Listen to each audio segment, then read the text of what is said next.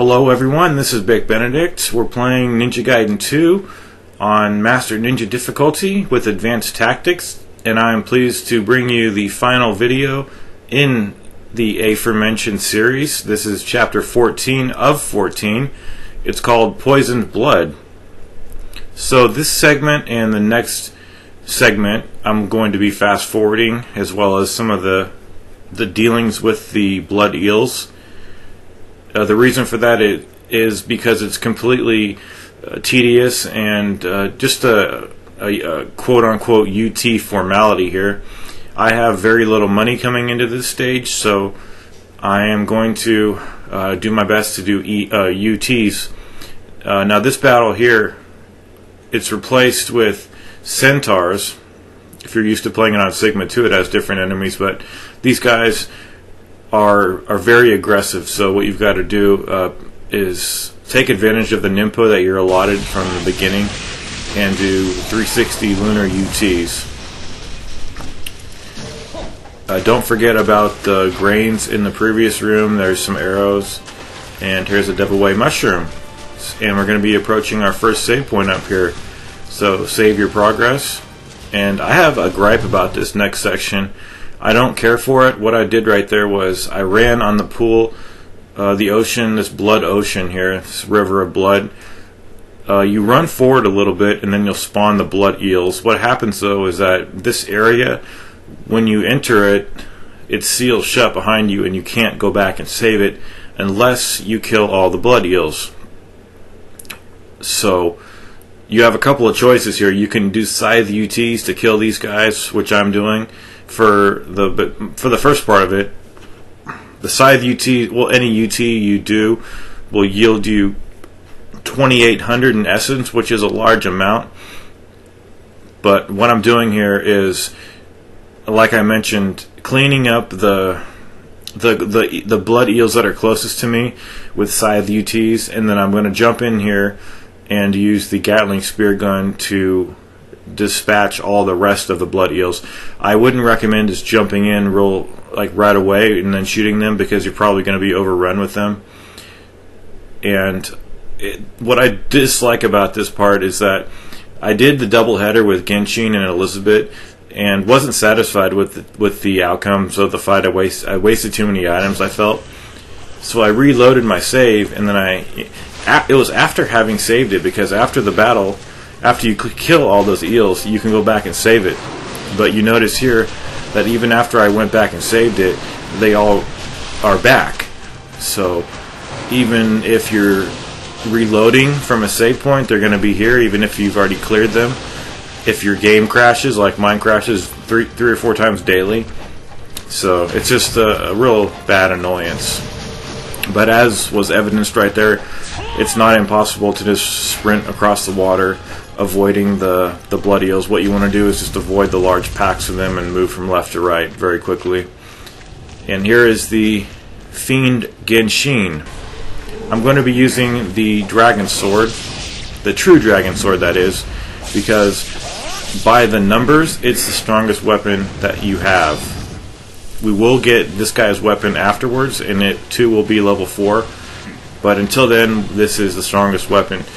And he's got a move where he punches the ground with a flame attack, and if you're in the radius of it, you're going to probably get killed. Other than that, he's got the shuriken throw that he does. To avoid that, what you need to do is just evade back and then evade forward. What I'm doing here, and what I've done on the previous 3 encounters with this guy, I haven't really discussed it too much, and I am sorry for that, but what I usually do is stun test the guy. You strike with the Y button preferably, and if you can stun him, then proceed. If he's blocking, stop. Or if you out and out miss, which is possible too, highly possible, because he doesn't always let you hit him, then you back off as well. But if you can stun him, then you proceed to keep hitting him. Other than that, he's got the same movesets. He's just very powerful in this fight here.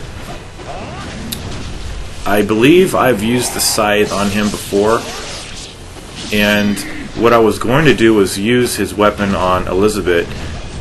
I think I even suggested as much in other videos that I was going to be doing that, but things change as one progresses on one's campaign, and I decided to use the Lunar to dispatch her, and it works much better, for me at least, than the Blade of the Archfiend. Elizabeth's tough though, and why is she tough? It's that same old routine with her.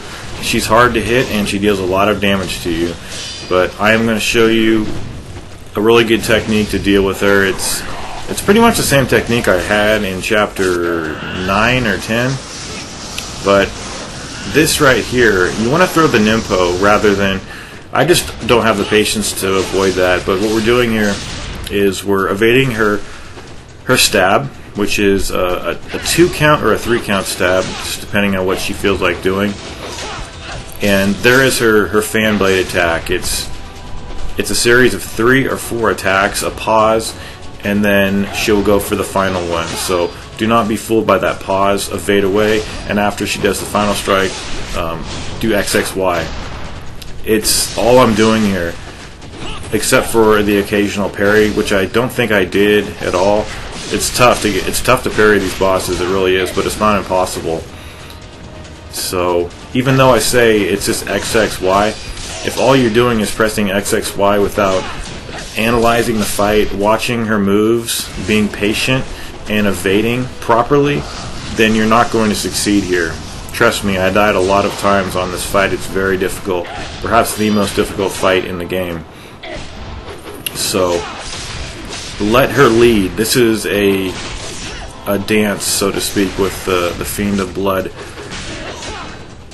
What I like about her, the XXY combo, watch out for that area of effect attack. I just cast the Nimpo. Very, very devastating. The XXY combo, if you do it and she cries out, she will occasionally be prolonged in a state of prolonged stun. So you can do 2 XXY combos, and after that you will see that a big piece of her health has fallen off. So it's really great. When she flies at you, though, you want to avoid that by dodging at the 2 o'clock positions and the 10 o'clock positions on the clock. That's the best way to do it. But just always keep your guard up and be continually evasive, and then go in for clean and honest strikes. This particular piece of footage here ushers me right into the next part.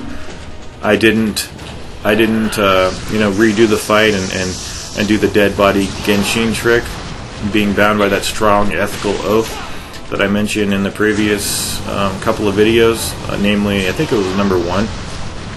But coming out of this fight, I did not have much, and I had so little money that I could not buy all the items that I wanted to, but it was enough items to see me through to the end of the game.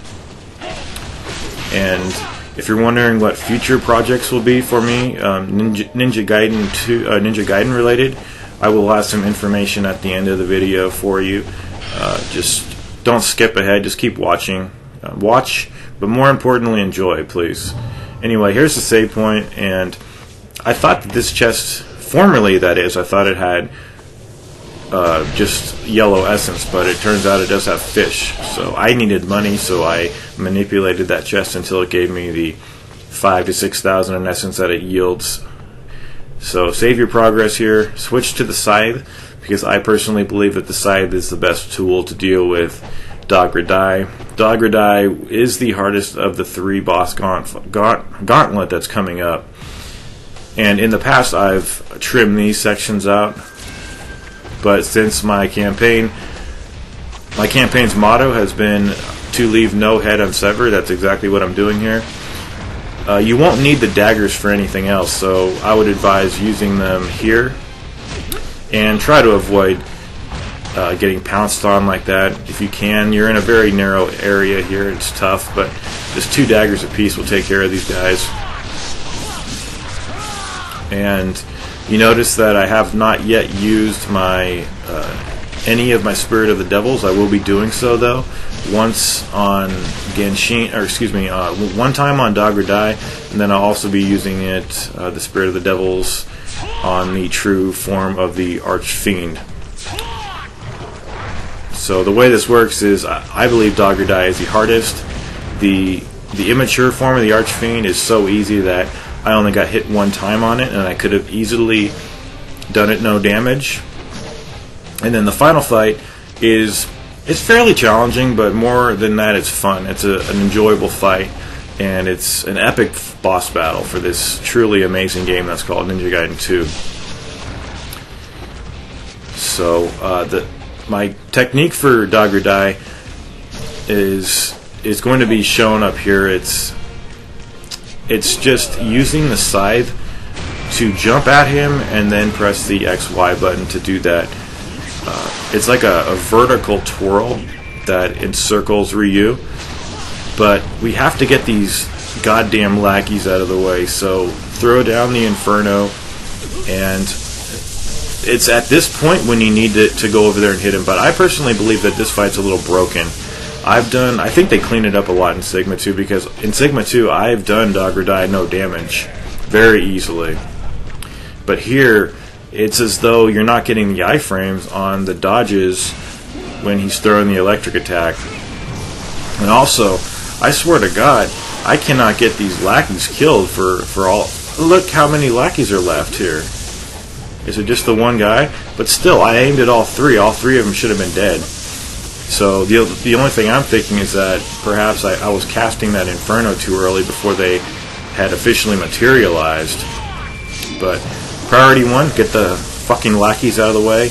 Priority 2, evade, and then priority 3, go over to him and press XY. He'll keep doing the circular attack and around him. You don't have to keep pressing it. You could also do charges on him if you want to. You know, your UTs, that's a good way to deal damage on him. I've edited out anytime I not necessarily access the D-pad, but anytime I was scrutinizing the menu commands too much and looking for my items and things like that and deciding what to do. So you notice that there was an edit a moment ago, and in that edit, during that lull, I switched the menu on and accessed my first Spirit of the Devils. So we're just looking for him to, watch out for his sword attacks. You don't want him to impale you and grab you. It's very damaging. But just this here, you're doing X plus Y, or XY, excuse me, towards him. And when you come down, you're going to be vulnerable because you're going to have an area of effect attack going on underneath him. So if you evade away, you'll be okay, although you might want to Nimpo cancel out of the attack. You can also, even though he's elevated up there, you can also press XY to hit him if you're directly underneath him. The blade of the scythe will still attack him. But I just feel that this is a broken mess of a fight, and I don't care for it whatsoever. And I'm going to finish this guy off with a UT right here. So there you go. And now this chest here, I don't feel that it should give you money, because money is pointless at this point. It should only give fish out, because fish could possibly give out red essence and healing essence. But now this form here is so easy that it's just a joke. It's harder on Sigma 2 because you can't do charges, but what I'm going to show you is how to completely nullify every single one of this guy's attacks.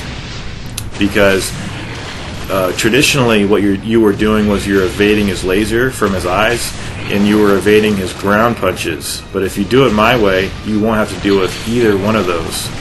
And all I'm doing is I'm getting on landing charges, building that charge up until it's a arrow UT, and having the game aim for me.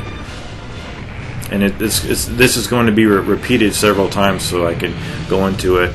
When he's ascending this cavern here, make sure you block. He never swipes at me, he never makes contact with me, but he has before. And if your guard isn't up, he'll probably hit you. Other things to note, don't go looking for any chests over here. This game is not generous enough to give you any out.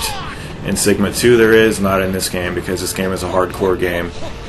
But when you get up to the newest area where he is located, make sure you guard. Watch this right here. I think it happens. When I do this flying bird flip up here, I could have received so much damage that I almost would have been dead.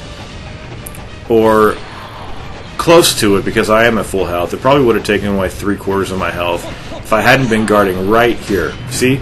It broke my guard, but I received no damage. But that was only because I was very aware of what he does. He tries to hit you right when you get up to this platform. So all you're doing here is you're doing the arrow UT to his face, and then there's the blood cough after that, and then you dodge twice to the left, get your on-landing charge, build it up to a UT, and then it will hit the orb. So it's a simple process that you... There he did. He hit me right there. I forgot about that. Son of a bitch. But right when you get into the arena, mind that you jump, get your charge going, and do not aim. There's no need to aim because the computer will aim for you. It will always aim for his head, and then after that, by default, it'll aim at the orb that's inside of his rib cage. And the only reason that I think I got damaged may have been lag, but I am not quick to blame the game when I know it's my fault. But I don't know what happened. It might have been lag, but it probably also could have possibly been the game. My own fault from not knowing the game, what was going on, not getting a charge fast enough. So see, I did my on landing, hit the orb. Here's his blood cough, evade twice to the left or right. You have to do it very quickly. This works out so okay. I don't know what happened there. I'll have to probably analyze it and leave an annotation in, but okay, so after you hit his head, he's gonna reel back, and we're just gonna be doing several sessions of this. I don't know what happened right there. I should have analyzed it beforehand. But the times that you will get damaged are the times when you aren't getting your charge fast enough. If you don't get an on-landing charge with the bow, it's not going to work. So you're going to have to drop Nimpo probably to get yourself iframes. That would be my suggestion about that. So just remember, when you come up here, keep your guard up. Be very aware that he's a trickster.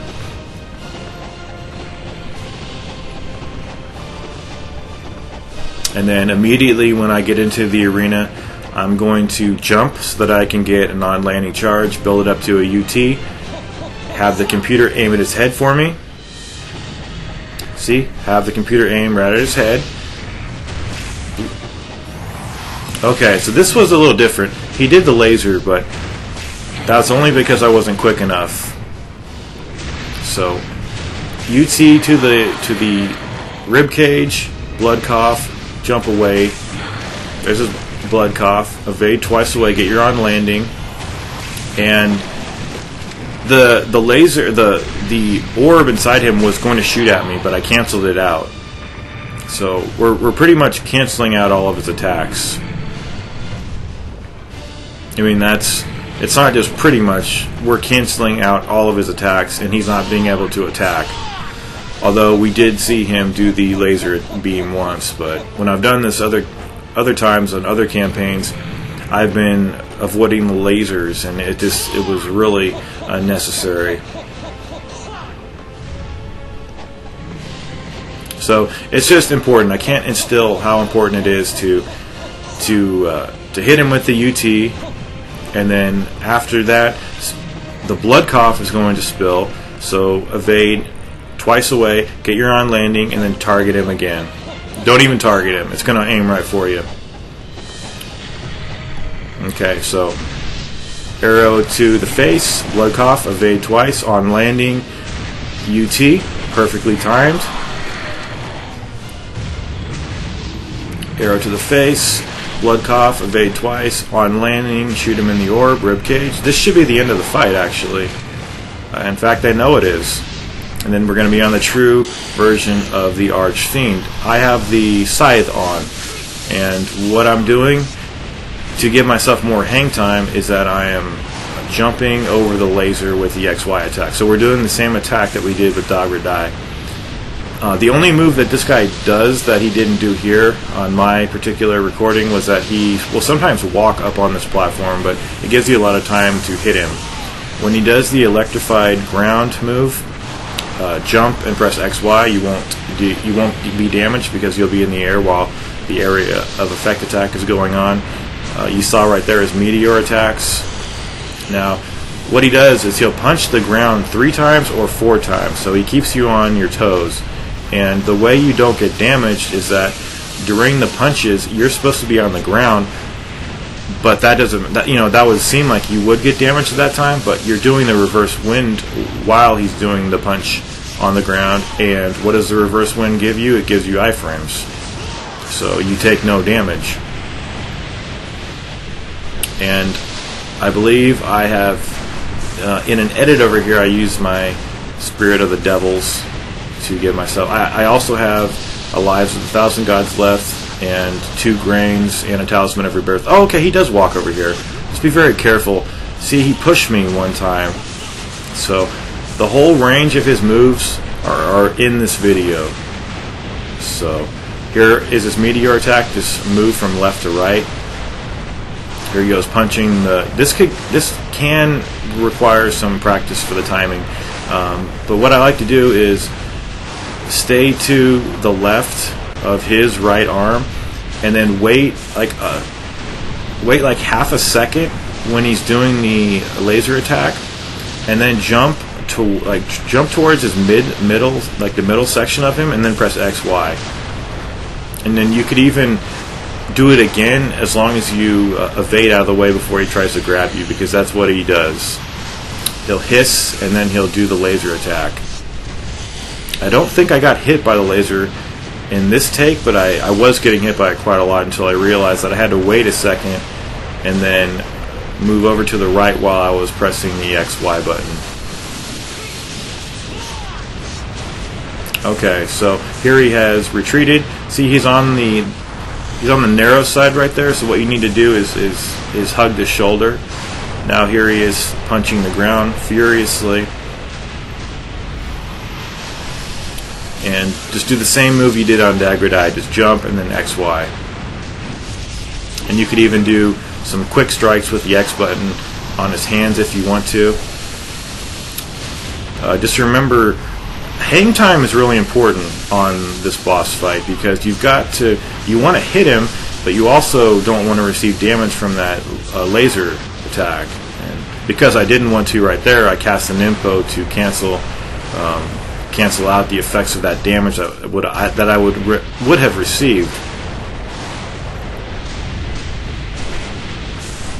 Okay, so here he is punching again after a very brief retreat from the platform. Wait a second, jump, XY, and use a grains.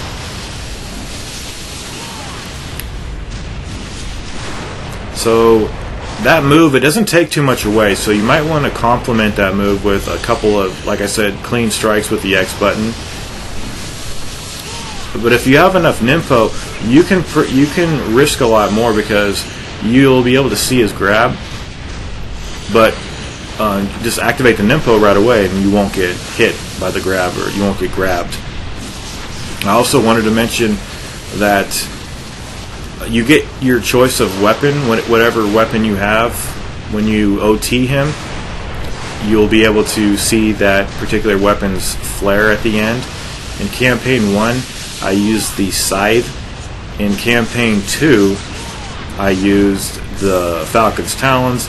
And even though I'm using the Scythe now, when I get him into OT status, I'm going to switch to the Lunar, because it was a weapon that served me rather well during this campaign, and I always like to switch to a new one every campaign.